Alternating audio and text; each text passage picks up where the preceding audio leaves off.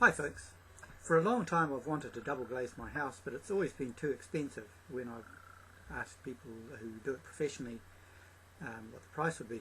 So I had good luck a few weeks ago. I met a senior builder guy who'd actually seen some homemade double glazing done, and he told me that it had been in place successfully for 30 years, no problems with condensation or mildew or insects or anything like that. Had been used successfully and still good after 30 years.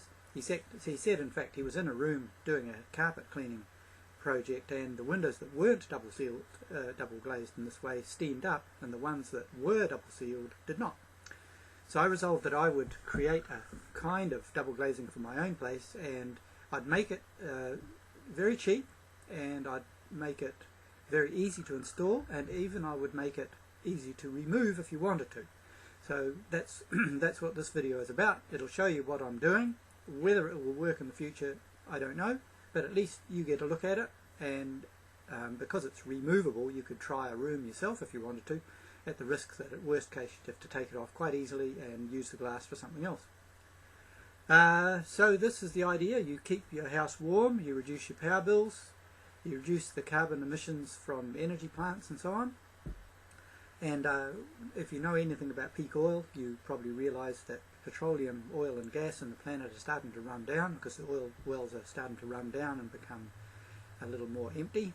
And so we expect that energy prices will go up, and this is a good way to protect yourself from that.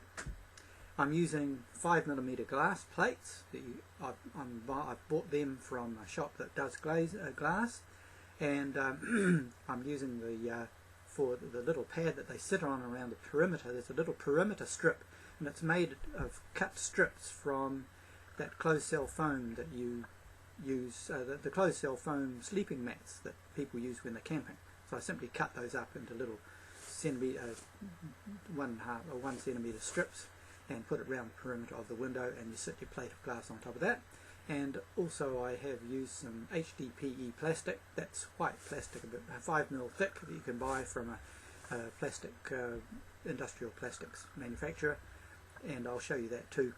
That's cut into little pieces that can be used as clamps, or if you want you can run it right around the perimeter. It looks a little tidier and it's a little more secure. So that's the state of the art right now. This is the 6th of March in 2011, but I may do another video later if I advance on this, especially with your advice. If you've tried it or you see any defect in what I'm doing, I may modify this or do another video later. It's screwed in, the brackets that hold the clamps that hold it in are screwed in with brass screws. So basically that's all you need. You need some closed cell foam from sleeping mats, some plates of glass that you buy from your glass supplier, and some screws and some HDPE plastic. And the cost of a whole house, my whole house is 140 square meters, which is about 1,400 square feet. The whole cost for this is about $1,500 New Zealand, which is about $1,100 US. So it's a very affordable kind of do-it-yourself double glazing. If anything goes wrong, you can easily take those clamps off, clean it or remove it. You could even take it with you if you decided to move to another house and the glass was suitable for some of the windows there, or the windows are smaller and so on. So it's a very flexible, very low cost, very do-it-yourself, anyone can do it type of attempt at do-it-yourself double glazing. Okay, now I'll get on with the actual videos themselves. I'm going to show you the double glazing itself, the windows that I've done so far, and then I'll show you step by step some of the processes that I've used. There are traps. I've spent days on figuring out the best way to do it, and the traps that you can get into. No, nothing too serious, but this video should save you a lot of time. Alright, good luck, and do feel free to add add comments at the end if you find that I've done something that you think is wrong, or you could do it better, or if there's a better way of doing it. Please add comments, and I may create a video later on that incorporates those into a review of this. Alright, thanks. Bye for now.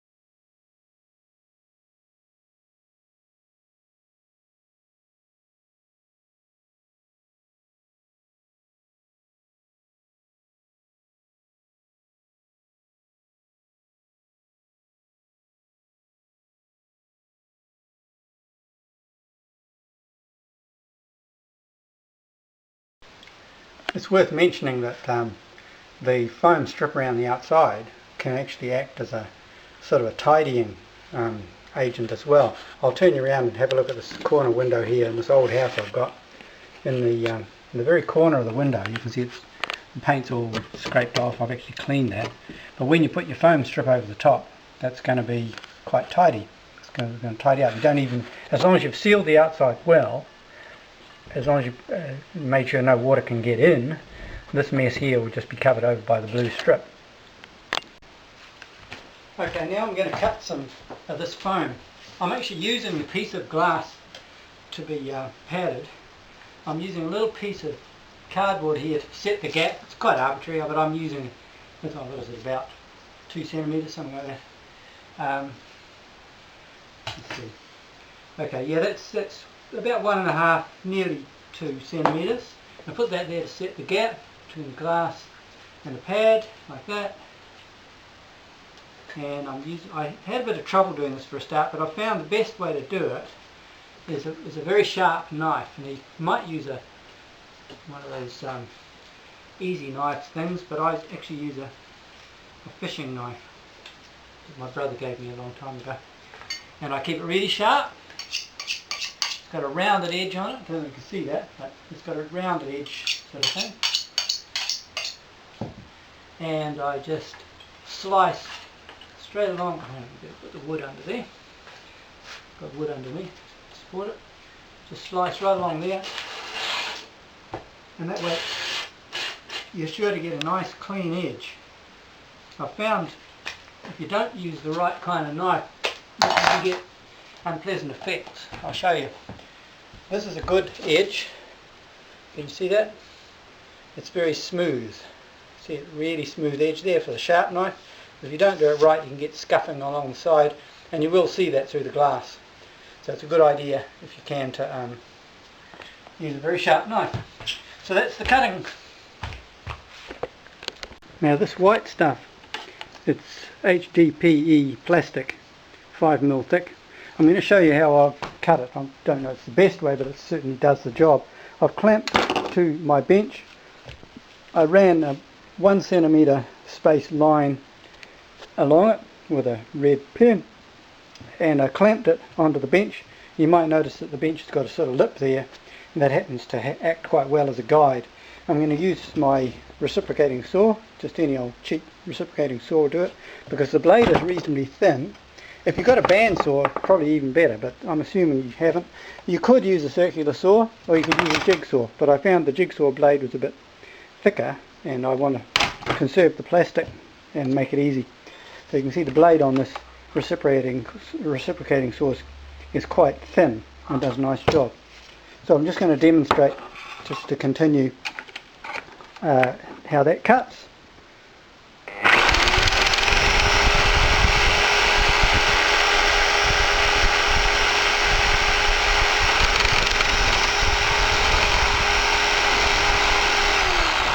It's done with one hand, so it's not too bad. I just want to show you, if you don't cut it perfectly right, I've found the best way of smoothing it down is to use a planer, a bit of wood like that, and because of the nature of the material, it's sort of greasy plastic, and if you try to shave it, it just goes all rough. So it's better to use a planer.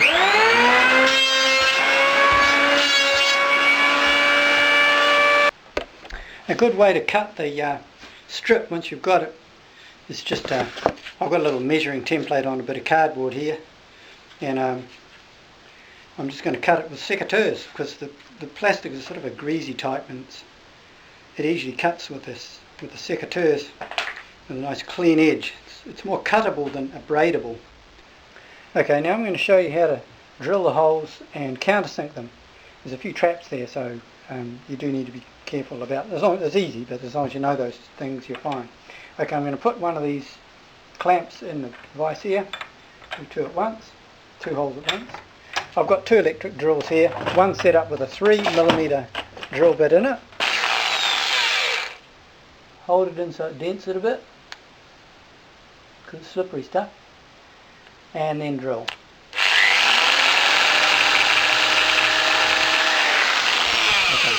don't ever try to do the countersink with a big drill like this. You think, oh, I'll cheat, I'll just cut that off. But unfortunately this is plasticky sort of slimy stuff, and it grips the drill and it wrecks the whole thing. It'll just make a giant hole and you'll curse. What I've found is best, get a drill with a Phillips head on it and put it on the hole on that angle and just drill it quite deep. Make it, bury its nose in there. Don't worry about it too much. It should make a nice big round countersink in there to accommodate the screw. That's the screw there, little brass screw. And so I'm going to go quite far in there, not too far, but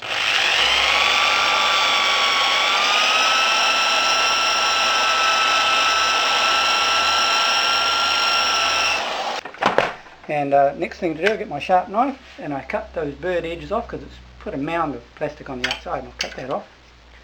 Just peel that off like that. Same thing down there. And on the other side as well.